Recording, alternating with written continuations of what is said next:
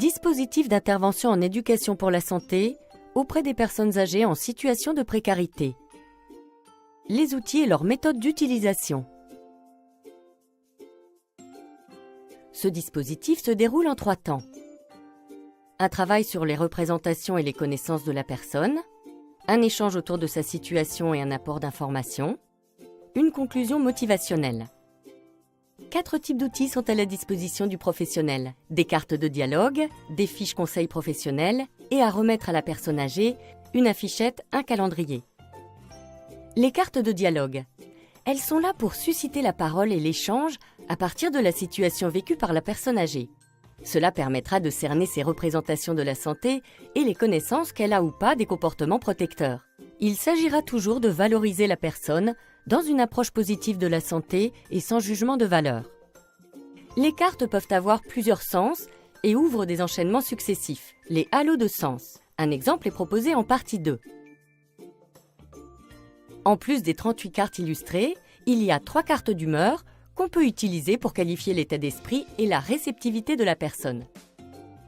Il y a aussi des cartes vierges pour compléter par un dessin, un signe, un mot, des situations spécifiques qui n'auraient pas été prévues par les cartes déjà illustrées. Principes d'animation. Ils sont les mêmes en séance individuelle ou collective, mais certaines modalités vont varier car on ne s'exprime pas de la même façon en face à face ou dans un groupe. Prenons le cas d'une séance individuelle pour présenter globalement la méthode. Pour commencer, le professionnel crée les conditions pour mettre la personne à l'aise et en confiance. Il lui explique le principe des cartes de dialogue. Ce sont des dessins qui vont lui faire penser à quelque chose de sa vie et qu'elle va pouvoir raconter. Puis, le professionnel lui demande de sélectionner là où les cartes qui l'intéressent et de raconter ce que cela lui évoque. Lorsque la personne aborde un sujet ou un geste de santé, le professionnel saisit cette opportunité. Souvent, la personne va enchaîner spontanément, mais le professionnel peut aussi relancer en posant des questions pour demander des précisions sans être intrusif. Concernant les différents gestes santé pratiqués ou non, il peut donner un conseil et en expliquer l'importance.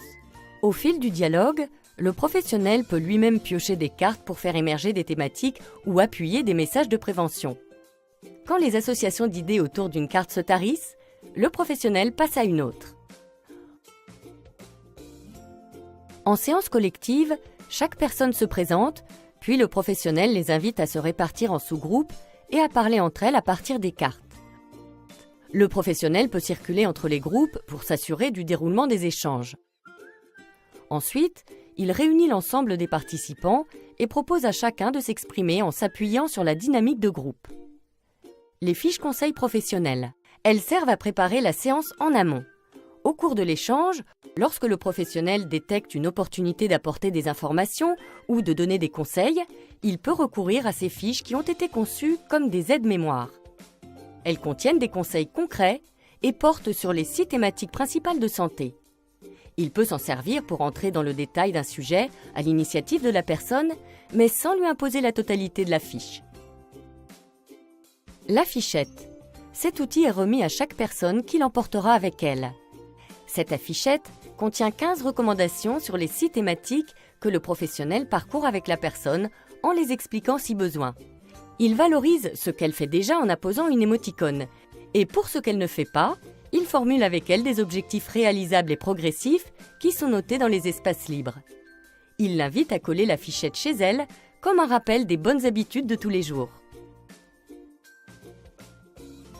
Le calendrier. Il est également remis à chaque personne. Il permet de programmer dans le temps et de visualiser des actions ou rendez-vous dans les semaines ou mois à venir à l'aide des autocollants.